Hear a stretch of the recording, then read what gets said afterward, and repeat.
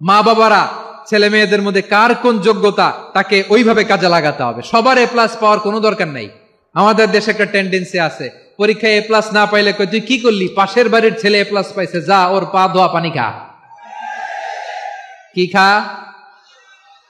আমি ভাবছি যে পা ধোয়া এ প্লাস পাওয়া ছেলেদের পা ধোয়া পানির একটা পানির ব্র্যান্ড বানাইতে হবে, এরকম লেখা থাকবে এ প্লাস পাওয়া ছেলেদের পা ধোয়া পানি। খাওয়া নাই, এগুলার খাওয়া নাই। ওরে আল্লাহ এ প্লাস পাওয়ার জন্য বানাইছে, আর আপনার ছেলেকে এই এ প্লাস গুলারে নিয়ন্ত্রণ করার জন্য আল্লাহ বানাইছে।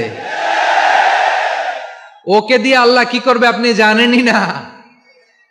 একটা এ প্লাস, একটা এ গ্রেড একটা মানুষের জীবনকে ঠিক করে দিতে পারে না। আপনার ছেলেকে আল্লাহ অন্যদিকে যোগ্যতা দিয়েছে, ওদের মনোবল ভাঙবেন না। খবরদার, খবরদার, ছেলে মেয়েদের মনোবল ভাঙবেন না। যাকে দিয়ে যেটা হবে তাকে দিয়ে সেটা করতে হবে।